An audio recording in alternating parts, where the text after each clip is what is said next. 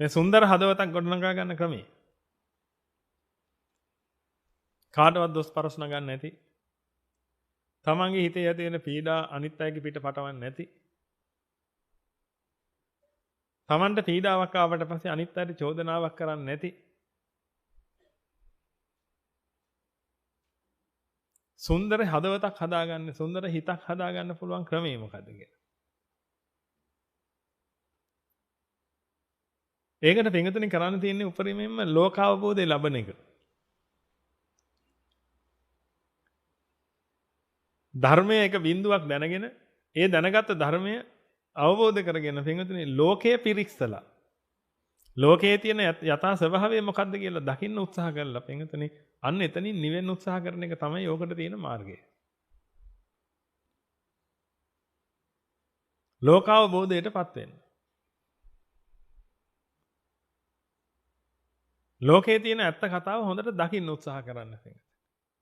ඔබ ජීවත් වෙන කාලෙදී ඔබට තියෙන ජීවත් වෙන්න විතරයි.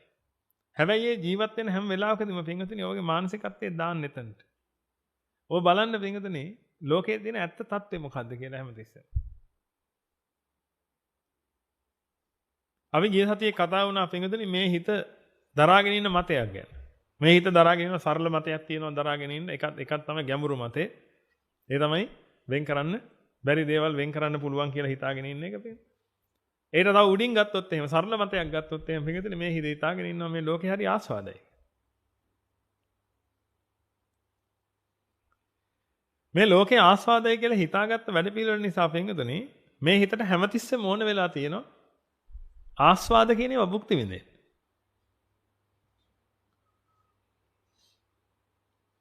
ආස්වාදයක් කියන එකක් භුක්ති විඳින්න ඕන වෙලා තියෙනවා ලෝකේ.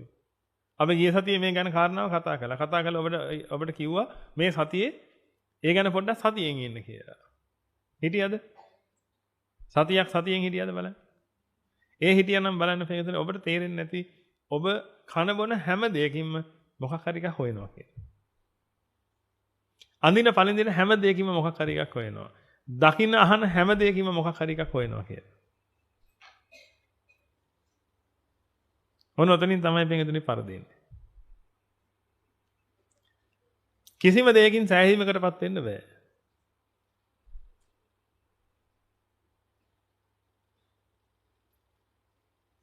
අන්න ඒක නිසා පිටුතුනේ පුදුමාකාර විදිහට විඳවනවා. ඔය සෑහීමකටපත් වෙන්න බැරි ගතියක් ඔය තියෙන්නේ. සෑහීමකටපත් වෙන්න බැරි වෙලා තියෙන්නේ පිටුතුනේ මේ හිත හිතාගෙන ඉන්න අර මතේ. මේ හිතට හැංගෙනවනේ පිටුතුනේ ආස්වාදයි කියලා ලෝකේ. දැන් මම ඔබෙන් අහන්නම් ප්‍රශ්නයක්. මේ ලෝකේ ආස්වාදයිද? දහමින් නේ කියන්නේ නේද? වෙන කියන්න විදියකුත් නැහැනේ. හරි කමන්නේ. ඔප්පු වෙලාද තියෙන ආස්වාදය දැන්ද කියලා කියන්න.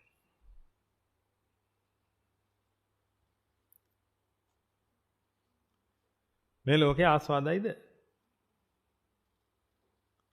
අපි එහෙම හිතමු ආස්වාදයි කියලා. හේතුව ඔබට දැනෙනව නේද ආස්වාද මොනවා හරි. ඔබ ඔය කන බොනකොට දැනෙනවා, රූප බලනකොට දැනෙනවා, ආස්වාද කියලා එකක් දැනෙනව නේද පින්වතුනි? හරි. ඒ කියන්නේ ඔබ හැමෝටම තියෙනව නේද පින්වතුනි ආස්වාදී කෑමක්. ෂෝක් කෑම, නියම කෑම. ෂෝක් නියම කෑම අන්නේව මොකක් හරි එකක් තියෙනව නේද හැමෝටම පින්වතුනි? ඇයි පින්වතුනි ඔබට ආස්වාදී කෑම තව කෙනෙකුට ආස්වාදී නැත්තේ? දැන් මේ හොඳ කාරණාවක් අපි හින්දි දේශනාව වැදිලා.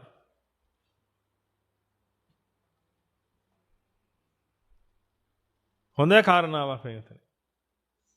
ඒක දැන් සිකුරාදාට හින්දි දේශනාවක් තියෙනකොට හරි පාඩුයි එක පැත්තක. මොකද ඒකේ ඇදිලා නේව තමයි සෙන්සුරාදාට ගොඩක් දුරට තමයි කියවෙන්න තියෙන්නේ.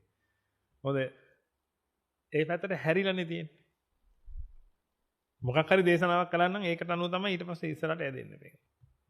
පාඩුත් නැහැ. වාසි.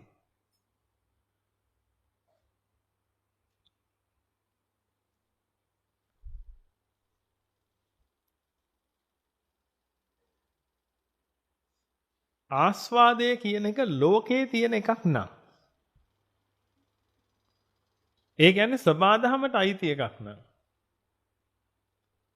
සබාධමේ හැම උපකුලකයටම සබාධමේ හැම අවයවයකටම ඒ ආස්වාදයේ ඒ විදිහටම දැනෙන්න ඕනේද නැද්ද?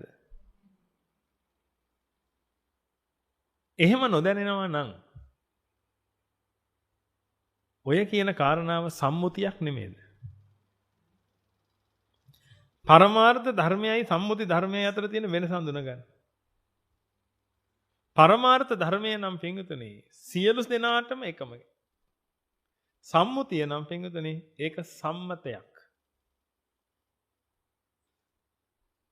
ඕක තමයි ඔය දෙක අතර තියෙන වෙනස.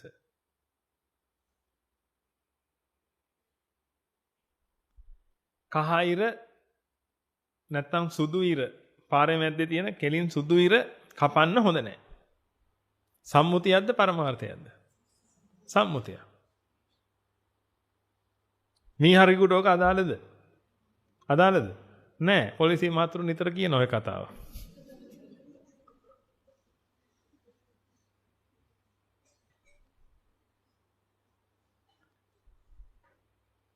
ඒක සියලු සත්‍යයන්ට අයිති කාරණාවක් නෙමෙයි පින්වතුනි. ඒවට කියනවා සම්මුති කියලා. එහෙනම් හොඳට මතක තියාගන්න පින්වතුනි, ඔබගේ හිතේ තියෙනවා නම් යම්කිසි කෑමක් හෝ රූපයක් හෝ මොකක් හරි උදෙසා ආස්වාදී ගතියක්. හෙවත් ඒක හරි ෂෝක් කියලා හිතන එකක් තියෙනවනම්. අන්න ඒක පින්වතුනි තව කෙනෙකුට දැනෙන්නේ නැත්තම් එහෙනම් ඒක ඒකාන්තයෙන්ම සම්මුතියක්. ඒක මේ ඔබගේ හිතේ ඔබට විතරක් ගෝචර එකක්. ඔබ හිතාගෙන ඉන්න එකක් නිසා හැදෙන. නමුත් මේ ලෝකයේ පින්වතුනි පරමාර්ථ ධර්මතා තියෙනවා. අනිච්ච. කාටද අනිච්ච? කාටද අනිච්ච? අන්න ඔබ දැනගන්න පින්වතුනි. බලන්න වෙන් වෙච්ච ස්වභාවයකට අයිති කොටසක් තියෙනවා පින්වතුනි. වෙන් කරන්න බැරි ස්වභාවයකට අයිති කොටසක් තියෙනවා. දැන් ඔබ කියනවා වට්ටක්ක රසයි. එහෙනම් වට්ටක්ක ආස්වාදයි කියලා එකක් ඔබගේ හිතේ තියෙනවා පින්වතුනි. තව කෙනෙක් ඊයා කියනවා පැත්තක ඉඳගෙන. එහෙනම් ඔබට පේන්න ඕනේ පින්වතුනි ඔය එකක් දෙකම එකතු වෙච්ච තැන. ඊයා කියන තැනත් එකතු වෙච්ච තැන. ෂෝක් කියන තැනත් එකතු වෙච්ච තැනක් වෙන. අන්නේ එකතු වෙච්ච තැන්වල මොකක් හරි දෙයක් හැදෙනවා නම් ඒකට අපි කියනවා සම්මුතිය කියලා. සබාධම කියන්නේ එකතු වෙච්ච තැනක් නෙමෙයි. ඒ කියන්නේ එන්ටිටි එකක් නෙමෙයි. වෙනමම එකක් නෙමෙයි සබාධම කියලා කියන්නේ. සබාධම තමයි හැමදේම. සබාධමේ යම් ලක්ෂණයක් තියෙනවා නම් අන්න ඒකට කියනවා පරමාර්ථ ධර්මය කියලා. දැන් බලන්න ශ්‍රී ලංකාව වශයෙන් අපි හැමෝම එකතු වුණාට පස්සේ අපිටම වෙන් වෙච්ච දේවල් ටිකක් තියෙනවා. ඒක තමයි අලුත් අවුරුද්ද කියලා කියන්නේ. ඒවා සම්මුති. ශ්‍රී ලංකාවේ දණ්ඩ නීති සංග්‍රහය කියලා එකක් තියෙනවා පිටින්. ඒක ශ්‍රී ලංකාවට අයිති. ඒ කියන්නේ අර ශ්‍රී ලංකාව කියලා එකතු වෙච්ච කොටසක් තියෙනවා. අන්න ඒකට අයිති ඒවා සම්මුති. ඒ ඔක්කොම සම්මුති තියෙනවා. කොතන හරි තැනක එකතු වුණා නම් එතන තියෙන්නේ සම්මුතිය. එතන පරමාර්ථය නැහැ.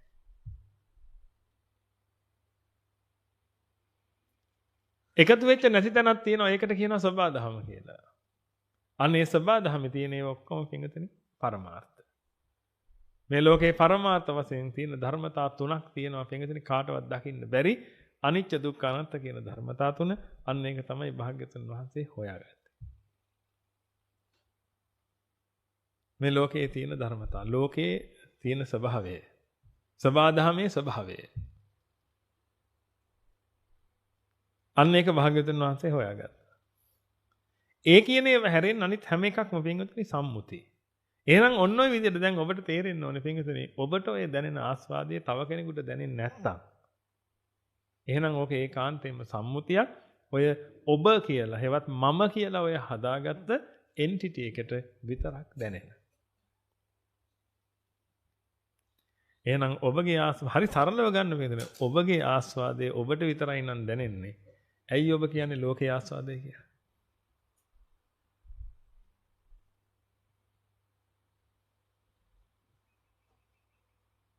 ඔන්න තර්කයක්.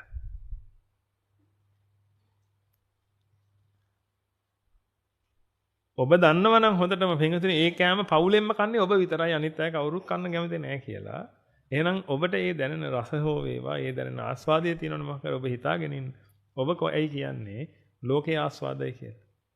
ওই ආස්වාදය කියන එක පින්වතුනි ඔබට විතරක් ගෝචර වෙච්ච එකක් නෙමෙයිද? ඔබට විතරයි නම් ගෝචර වුණේ පින්වතුනි මං ආස්වාදයි කියලා කියන්නේ දැන්ට ලෝකේ ආස්වාදයි කියලා කියන්නේ නැතුව. ලෝකේ ආස්වාද නැහැ. ලෝකේ ආස්වාදයි නම් පින්වතුනි අපි හැමෝටම දැනෙන්න ඕනනේ ඔය වට්ටක්කමාලුවේ රස ওই විදිහටම. ඒ කියන්නේ රස දැනෙනවා හැමෝටම. නමුත් ආස්වාදේ අපි හැමෝම කැමතියි. අපි හැමෝම ෂෝක් කියන්න ඕනේ ඒකට. ලෝකේ ආස්වාදයි. ලෝකේ අනිත්‍යයි නම් පින්වතුනි කොතනද අනිත්‍ය? කොතනද අනිත්‍ය නැත්තේ? එහෙම එකක් නැහැ. හැමතැනම අනිත්‍යයි පින්වතුනි. අන්න ඒකයි. අන්න ලෝකයට යමක් කියනවා නම් ඒක ලෝකෙටම අයිති වෙනවා. එහෙනම් හුදෙක් මේක පරමාර්ථ ධර්මයක් වෙන්න ඕනේ පින්වතුනි. ඒක සම්මුති ධර්මයක් ලෝකෙටම පනවන්න බෑ කවදාක.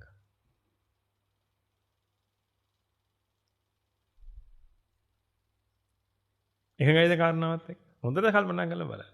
එහෙනම් කවදාකවත් තීරණයකට එන්නේ පාපෙන් විදිහේ ලෝකේ ආස්වාදය කියලා. ලෝකේ ආස්වාද නැහැ. ඔය ආස්වාදය කියන එක පින්වතුනි ඔතනට විතරක් ගෝචර වෙච්ච එකක්. හිතන්න පටන් ගන්න. ඔය හැදෙන එන්ටිටි එකට විතරක් ගෝචර එකක්. ඔය හැදෙන අනන්‍ය වූ දෙයක් හදාගෙන තියෙන පින්වතුනි මමයේ කියලා එකක් හදාගෙන තියෙන ඔය ශරීරයත් ඒක ඇතුළට දාගෙන. ඔය හැදෙන හිතත් ඒක ඇතුළට දාගෙන මමයේ කියලා එකක් ඔය හැංගෙන්නේ. අන්න ඒකට විතරක් ගෝචර කාරණාවක් පින්වතුනි ආස්වාදය කියලා කියන්නේ. ඒක ලෝකේ තියෙන එකක් නෙමෙයි කියන එක දැන් අවබෝධයට ගන්නවා. අවබෝධයට අරගෙන ඒක ප්‍රත්‍යක්ෂ කරගන්නවා. එකගයිද? ප්‍රත්‍යක්ෂ කරගන්නවද කාරණා?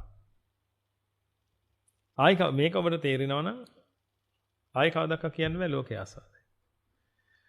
ඔන්න ඔය අදහසේ නම් ඔබ ඉන්නේ. කවුරු හරි කෙනෙක් ඇවිල්ලා ඔබට කිව්වොත් එහෙම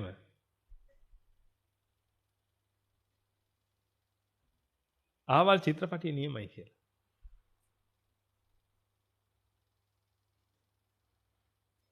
ඔබ ගන්න ඕනේ තීන්දුව මොකක්ද? අහවල් චිත්‍රපටිය නියමයි කියලා කිව්වොත්. ඔබ අවබෝධයෙන් නම් ඉන්නේ පිටින් අඩුම තරමේ ඔබට හිතෙන්න ඕනේ නේද කියන්න. උඹට නම් නියම ඇති ළමයෝ. මට නියමද කියලා බලලා තමයි හිතන්න. අඩුම තරමේ එතනට එන්න ඕනේ නේද පිටින්. නමුත් ඔබ එහෙම නෙමෙයි නේද වෙන්නේ. කියව ගමන් එහෙනම් බලන්න එපා. එහෙනම් ඔබ විශ්වාසයට ගන්නව නේද පිටින් මේ මොහොතේ මේක ඇත්තටම ආස්වාද ඇති කියලා. ඒ කියන්නේ පිටින් මේ හිතට වැටහිලා තියෙන එක කාරණාවක් මේ ලෝකේම ආස්වාදයි. කියන ආස්වාදය කියලා කියන්නේ මේ ලෝකයේ තියෙන ගති ස්වභාවයක් කියලා. මේ ලෝකයේ තියෙන ගති ස්වභාවයක් නෙමෙයි ඒක. එන්ටිටි එකක තියෙන ගති ස්වභාවයක්. අනන්‍ය වූ දෙයක තියෙන ගති ස්වභාවයක්. වෙන් වෙච්ච දෙයක තියෙන ගති ස්වභාවයක්. වෙන් වෙලා නැහැ ඔය මොකුත්. නමුත් වෙන් වෙලා වගේ තියෙන දෙයක හැංගෙන දෙයක තියෙන ගති ස්වභාවයක් ඔය තියෙන එකෙන්. ඔය ආස්වාදය කියන එක. ඒකයි පින්විතනේ ඒ වෙන් වෙච්ච හැම එකටම අනන්‍ය වූ ආස්වාද කියලා જાතියක් තියෙනවා. එහෙනම් දැන් ඔබට තේරෙන්න ඕනේ ඔබ දවසක සබාධම් වෙච්ච ගමන් මොකද වෙන්නේ? ඔහම ආස්වාදයක් කියලා එකක් දැනෙන්නේ නැහැ පින්විත. සබාධම්ට ආස්වාද කියලා ඒවා දැනෙන්නේ නැහැ පින්විත.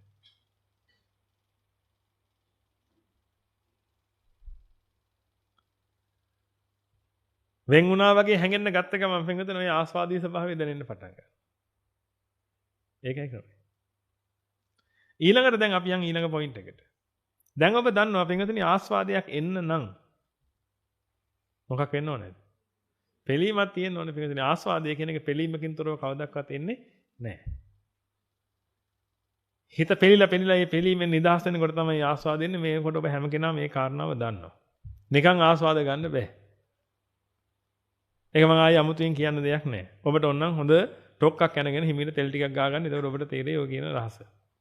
ආස්වාදයක් එනවා තෙල් ගාද්දි. නමුත් ඒකට ටොක්ක නැතුව තෙල් වලින් වැඩක් නැහැ. අනේ ආස්වාද ස්වභාවය හොඳට තේරුම් ගන්න. දැන් ඔය කායික ස්වභාවයක් නෙවෙයි කිව්වේ පිටුතනේ. ඊට වඩා ඒක මානසිකත්වයට දාලා ගන්න. නැත්තම් ඔබට හිතේ ඉතින් ස්නායු තියෙනවනේ. ඒ ස්නායු අර ස්නායු මේ ස්නායු ඔහොම කියන්නේ හිතේ ඔබට මේක. නමුත් ඔක මනසට දාලා බලන්න. මනසට දැම්මම ඔය කියන කාරණාව තේරෙයි. දෙයක් දකින්න ආසාවෙන් ඉඳලා ඒක දකින්නකොට මොකද වෙන්නේ? පොදුම ආස්වාදය. නමුත් ඒක හැමදාම දකිනකොට මොකද වෙන්නේ? නිතර දකින කුකුලට මොකද වෙන්නේ? නිතර දකින කුකුලගේ කර්ම දේශති. घर की मुर्गी दाल बराबर. ඒ හැම භාෂාවකම තියෙනවා ඒක. The constant guest is never welcome. එහෙම කියනවා. ඒ හැම එකම තියෙනවා. හැමදාම ගෙදරට නමුත් අර මොකද වෙන්නේ? පළවෙනිට අමුත් එක්ක ආවට පස්සේ පාවඩ දාලා ඔක්කොම කරලා පිළිගන්නවා. ඒක දවස් දෙක තුනක් ඉන්න ගියොත් එහෙම මොකද වෙන්නේ?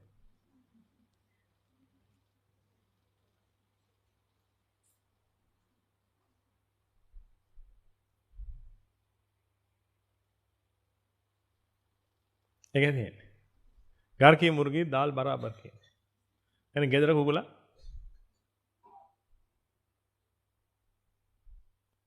පරිප්පු වගේ කියලා. නිකන්නේ.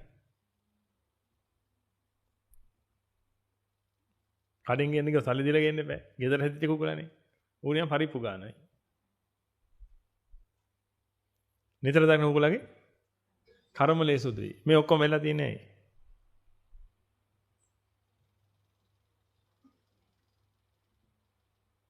මේ ඔක්කොම වෙලා තියෙන්නේ ඇයි? අර ආස්වාදය කියන එක පින්විතේ නදාපවදින පීඩාව මත. ඔබ යමක් වෙනකම් බලාගෙන හිටියනම් පින්විතේ යන්නේ ඒක වෙනකොට ආස්වාදයක් එනවා. ඉතින් මම ඒ ටික කියන්න ඕනේ ඔබ දන්නවා පීඩාවෙන් තමයි හැමතිස්සෙම ආස්වාදය උපදින්නේ. ඒ කියන්නේ පීඩාව අඩු වෙන්නේ කොච්චරද අන්නෙච්චරට ආස්වාදය තියෙනවා. එහෙනම් දැන් ඔබට පේන්න ඕනේ පින්විතේ මේ ආස්වාද කියන ඒවා පීඩාවක් එක්ක හටගන්නේ. එහෙනම් ආස්වාදයක් දැනෙන හැම වෙලාවකම පින්විතේ පීඩාව කියන එක ඔය හිතේ තියෙනවා. ඒ පීඩාව අඩුවීම තමයි ඔය ආස්වාදය කියලා දැන් ගත්තේ. ඕක තියෙන්නේ සබහාදහමේ නෙමෙයි. ඕක ලෝකෙට අයිති කාරණාවක් නෙමෙයි. ඔය කාරණාව තියෙන්නේ තනිකරම අර කියපු එන්ටිටි එක ඇතුලේ. මම කියලා හැංගෙන්න පටන් ගත්තා නම් යම් තැනක පින්විතේ අන්න එතන තමයි ඔය කියන ආස්වාදය තියෙන්නේ. ඒ වගේම තමයි පින්විතේ ආස්වාදයක් එන්න නම් ඒකාන්තයෙන් මොකක්ද තියෙනව නේද? පීඩාවක් තියෙනවනේ. එහෙනම් අර එන්ටිටි එක ඇතුලේ තමයි මොකක්ද තියෙන්නේද? පීඩාව කියන එකක් තියෙන්නේ. ඔය පීඩාවවත් ආස්වාදේවත් පින්විතේ සබහාදහමේ තියෙන එකක් නෙමෙයි. පීඩාව ආස්වාදය කියන දෙකම පින්විතේ ඔය හදාගත්ත එන්ටිටි එක ඇතුලේ තියෙන්නේ. ඒකයි පින්විතේ රහතන් වහන්සේ කියලා කියන්නේ ඔය එන්ටිටි එක බිඳපු කෙනා. එන්ටිටි එක බින්දා.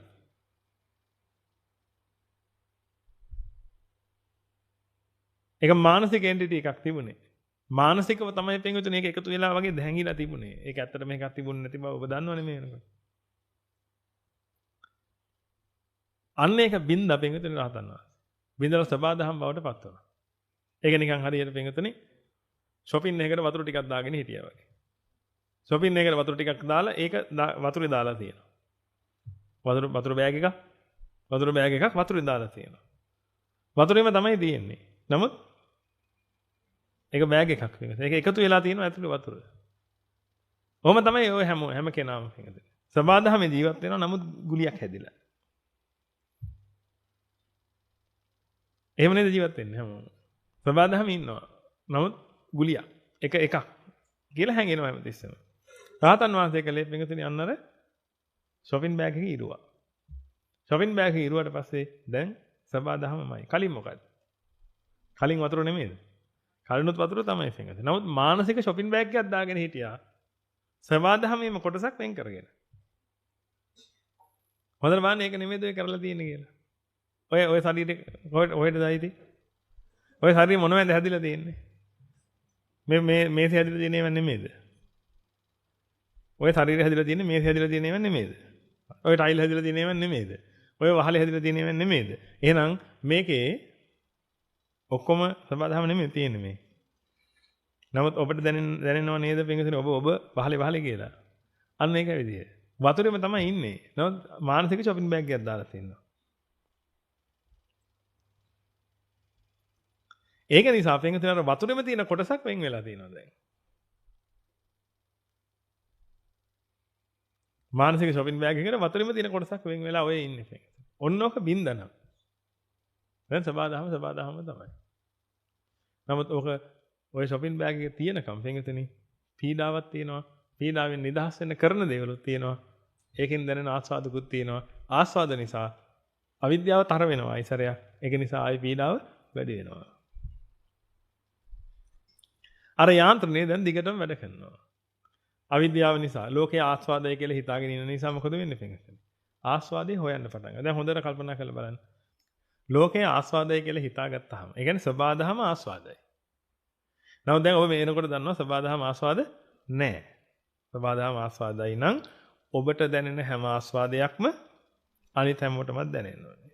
සබහාදහමේ ලක්ෂණය ඒකයි. සබහාදහමේ ලක්ෂණයක් කියන්නේ අනිච්ච. කාටද අනිච්ච? කාටද අනිච්ච නැත්තේ? සියලුම දේ අනිච්චයි. මේ සබහාදහමේ ලක්ෂණ. නමුත් ඔබට තේරෙන ඔය ආස්වාදයේ ඔබට විතරක් අයිති එකක් කියලා. එහෙනම් shopping bag එක ඇතුලේ තියෙන එකක් ඔය තියෙන්නේ. සබහාදහමේ තියෙන එකක් නෙමෙයි. එහෙනම් ඔක තියෙන්නේ shopping bag එකේ නිසාමයි. ඒකයි නේද කාරණාත් එක්ක.